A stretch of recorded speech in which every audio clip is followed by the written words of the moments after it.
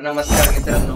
नमस्कार. Variable names लिहिण्याच्या वेळेस काय रिस्ट्रिक्शन रूल फॉलो करायला लागतात? चला आपण त्याला पाहून घेऊ. तर व्हेरिएबल नियम लिहायच्या वेळेस त्याचं नाव नेहमी मिनिंगफुल लिहायचं. फर्स्ट नियम काय? Meaningful name. Okay. Meaningful. Okay. तर मिनिंगफुल म्हणजे कसं? समजा लेट टाईपचा डेटा टाईप घेतला, त्याच्यामध्ये जर तुम्हाला नंबर स्टोअर करून ठेवायचा आहे, तर व्हेरिएबल नेम काय लिहू शकता तुम्ही? एक तर नम लिहू शकतात, ज्याचा काहीतरी मिनिंग निघतोय, एक तर पूर्ण नंबर लिहू शकता. तुम्ही त्याच्यामध्ये अशा प्रकारे तुम्ही डेटा स्टोअर करून ठेवू शकता. Okay. First rule, name should be meaningful.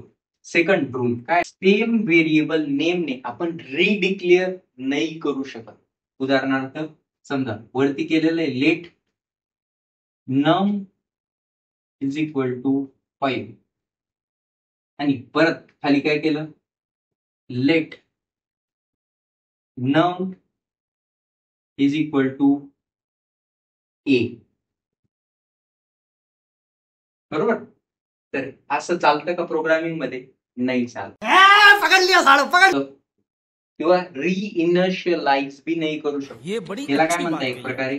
जर कोणत्या डेटाला आपण व्हेरिएबल मध्ये स्टोअर करून दिलं तर याला म्हणतात डिक्लेरेशन. जर नॉर्मली लिहिलेलं आहे फक्त असं लेट व्हेरिएबल नेम, त्याच्यामध्ये काहीच डेटा स्टोअर नाही, तर याला म्हणतात इनिशियलायझेशन. हमको सिखा रिया है. इनिशियलायझेशन. Thank you. ओके.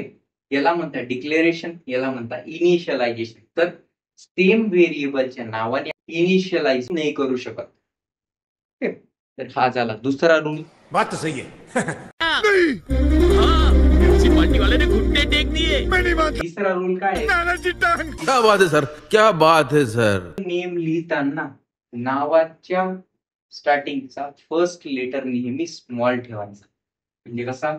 समजा लेट आपल्याला त्याच्यामध्ये नाव स्टोअर करून ठेवायचं आहे, म्हणजे आपण व्हेरिएबल नेम लिहू. नेम लिहिताना कसं लिहू? पहिलं जे लेटर आहे ते स्मॉल असं लिहायला चालेल का? नेम नाही, असं नाही लिहायचं. नेहमी काय करायचं? नेहमी फर्स्ट लेटर हे स्मॉल ठेवायचं. Okay. ओके. या पद्धतीने आणि मग इक्वल टू करून जे तुम्हाला स्टोअर करायचंय ते तुम्ही इथं स्टोअर करू शकता. या पद्धतीने असतात व्हेरिएबल नेमचे रूल्स. Thanks for watching.